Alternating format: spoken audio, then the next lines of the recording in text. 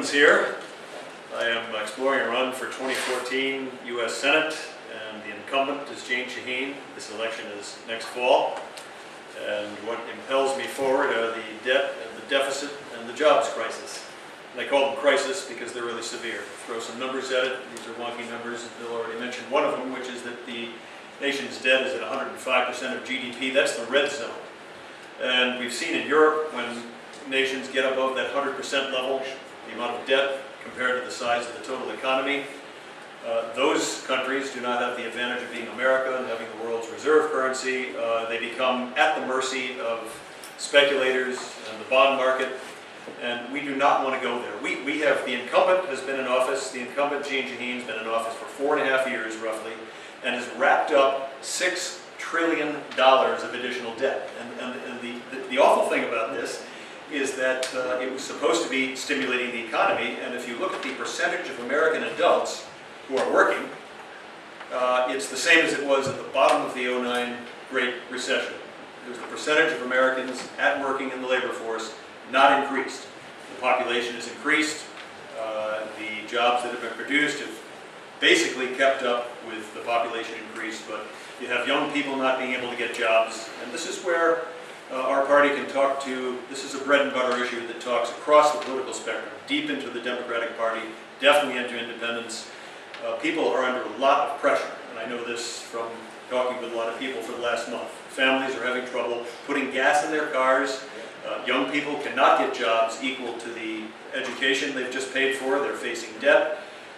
People my age and younger cannot get, if they've been laid off, can't get back into the workforce. This is a totally bread and butter issue. The Democrats have racked up this vast amount of debt, not solving the problem.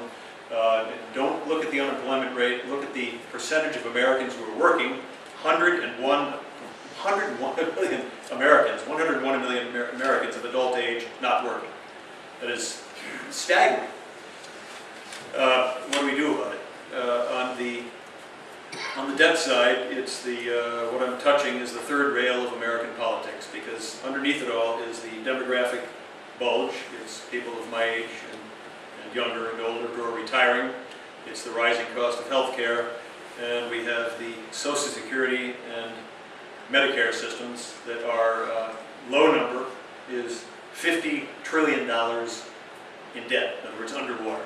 That's long-term, over the infinite horizon.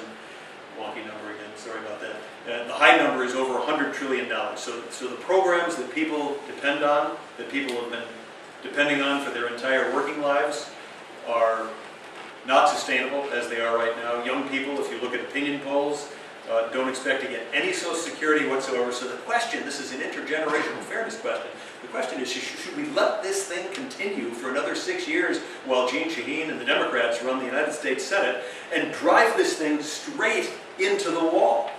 And so that there will be chaos if we keep going like this.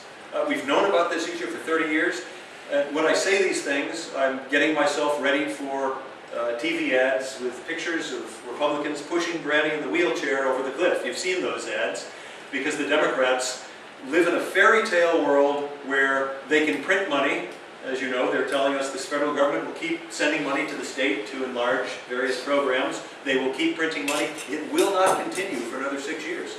So we need to deal with these issues. I'm proposing 4 things to illustrate how hard it is to deal with this issue.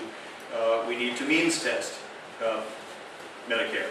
That means that Warren Buffett, Bill Gates don't need to be paid by young people who are buying gas, paying college loans. Those folks don't need to subsidize Warren Buffett in his retirement should he decide to draw on the Medicare program. That illustrates it. How we means test to be determined, but this will preserve the program so that it's available for people of more modest means who are depending on it. We need to bid or have the federal government the largest buyer of prescription drugs in the world. They spend $80 billion a year on prescription drugs. We need to have the federal government negotiate pharmaceutical prices in exactly the way the federal government negotiates and asks for bids on copy paper. The federal government we pay the highest prices in the world for pharmaceuticals. We're the largest consumer, the federal government, single consumer of pharmaceuticals in the world. There are, however, 1,500 lobbyists in Washington for the pharmaceutical industry. They spent $235 million last year lobbying Congress. Republicans have an opportunity to break ranks with those folks. It's hard, very hard, and to say we're on the side of the American people and this is the way we can protect and preserve and sustain that program. We have somewhere between 4 and 9% of the $2.7 trillion of American healthcare costs. We pay the highest amount in the world per capita for healthcare costs, and our results are about average. We have about 4 to 9% of that is defensive medicine. Doctors and hospitals providing services for patients that are not needed. Services that hurt patients, to ward off lawsuits. There are some approaches to deal with that problem that we need to talk about. There's the British system of loser pays, where someone litigating against a doctor or hospital, if they lose a medical malpractice suit, they pay the cost of the hospital or the provider if they lose the cost of their legal defense. Another approach is safe harbor. You can read my email that I sent out a couple of days ago to describe that. Medicare has about $70 billion per year of fraud building. About 10% of all Medicare spending is fraudulently billed to the federal government. The Government Accountability Office has repeatedly asked Congress, suggested to Congress, do something about this. Congress has done a little bit, not nearly enough. We can cut that $70 billion per year. And again, I'm illustrating there are things that we can do to deal with this very large budget problem that are practical, that I believe that we can discuss. Republicans moving into the mode of actually solving the problem. Obamacare is something that is bureaucratizing healthcare, making it more expensive. It does not deal with the core problem. It doesn't deal with the problem of the quality of healthcare. It doesn't deal with the problem of the cost of healthcare. So if Republicans step back into the mode of identifying the problem, talking about it honestly, proposing solutions, we will find that Democrats and independents and young people will come back into the party again, because we're talking about practical solutions that I believe are acceptable to the American public, and will fight off those TV ads about Granny pushing Granny in the wheelchair over the cliff with these type of explanations. On the jobs issue, I'm proposing that we take our crazy Byzantine anti-jobs tax code, starting on the corporate side. It's a 35% book rate. It wanders depending on if you're in a recession or not, but we're paying, corporations in the U.S. are paying about 5 or 7% more than they are among our industrial competitors. We live in a borderless economy now, like it or hate it.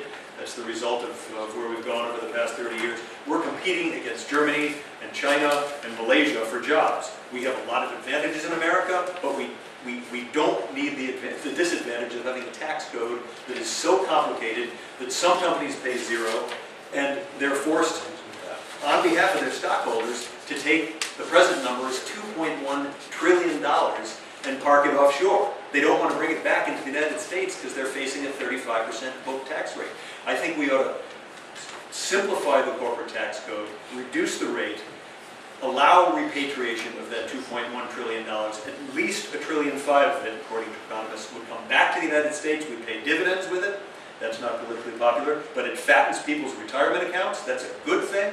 It builds factories and it makes jobs here. Let's use some private sector stimulus by reforming the federal tax code, bringing the money back into America, and making us competitive again. Let's fight against these other countries that are causing this offshoring, and bring the jobs back here.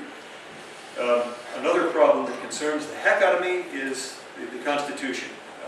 People have lost confidence. I'm amazed as I talk with people around the state how many Republicans have lost complete confidence in the federal government, don't trust it at all anymore. They are reading my emails. We learned last week they're photographing every envelope that goes out at the post office. They are looking at the starting point and the ending point of all our phone calls. And in East Germany, the communist government there told the citizens about the file drawers filled with cards. With that kind of information about every citizen of East Germany, they were protecting their safety. Okay, what they were doing with that information about the public, they were suppressing dissent. exactly what That's exactly what they were, and many people, and including Republicans, are telling us this is good, we're keeping you safe. It is not keeping us safe when the government has data on every single American citizen, knowing who they're talking to and what they're saying. That is not keeping us safe. That is putting the government into a position where they can do what Jeanne Shaheen and the other senators did and sic the IRS on politically unpopular speech. And they did it not just to conservatives, we know, they did it to progressives too. I'm in favor of free speech across the political spectrum. And we have a government that is poised and armed by abrogating the Fourth Amendment to the United States Constitution to begin, as they've already done with the IRS, to suppress political speech. This has got to stop. So those are some of the issues that concern me. My background is I've been around in New Hampshire politics since '94 when I was in the state Senate. I worked to get Senate Bill 2 voting passed as an option for locals. I led that fight. I wrote and passed the charter school law. I believe that parents ought to be able to have low-income and moderate-income parents ought to have options for their children as to where they go. Goals 2000, standards, the core, what is it called now? What is the latest one? Common Core. It's every 10 years they roll out a new federal one-size-fits-all standard and shove it down at the states. That's not going to work. So when I was in the state Senate, I passed a bill to require what we know makes better classrooms in public schools, the very highest quality teachers. I passed a bill in the House and Senate to test teachers for basic competency in their skill. Governor Shaheen, then governor, vetoed that bill. I passed a bill to end teacher tenure so that school boards could fire teachers that weren't up to the standard. We know that quality teachers is the #1 determinant of the quality of education for kids. Nothing else comes close to quality teachers in classrooms. So she vetoed both of these bills aimed exactly at quality teachers. So this is the person that I seek to run against if I'm honored enough to be nominated in this party. I'm a fighter. I won't go through the laundry list of issues. The last one I've worked on is defeating the monopoly rip-off casino bill that Governor Hassan wanted to run through on behalf of one particular business in the state, in Salem. And I've fought that one off, and half of the Democrats in the House voted against their own governor after being brought into her office one at a time and told that they would be destroying her candidacy for some future office if they did not vote for casinos. Half of them voted against her. Now, that is a skill that I'd like to bring to the United States Senate. I'm able to talk with folks. Obviously, I was able to talk with Democrats. This was a monopoly rip-off bill. Persuaded them to break from their party leadership and do the right thing for the state. I'd like to be able to do that in the United States Senate. And so I'd love to have your support. Business card there and in the table, a little resume thing right there. My website is jimrubens.com. Happy to answer any questions. What about the national security state? Oh, I talked about that. I won't go through that again, but it concerns the heck out of me. I think many of us are staggered that this has... Yeah, the NSA building... Right. Yeah, They've affected elections too, with all the 501(c) organizations that they could not get going. They affected the whole, there's 500 different groups that were suddenly, they couldn't get up and running. It's just unbelievable. The IRS, it's horrendous. That's the tip of the iceberg. So we got to watch out for all of the single-digit amendments to the United States Constitution. They're all at risk right now, given the way that the encroaching federal government is. How much longer do you think the country can really go like this? I think they're in a lot of trouble. Yeah. Real lot of trouble right now. About half of Republicans that I talk to, folks like you in the room here, have concluded that it's hopeless at this point. That we're already over the cliff and we can't be brought back. What I can say, at 105% of GDP, we're growing 5 or 10% a year. We do not have another 6 years to wait it out. Do not. It's the survival of the country we're talking about here. Thank you, folks. Very, very much. Really.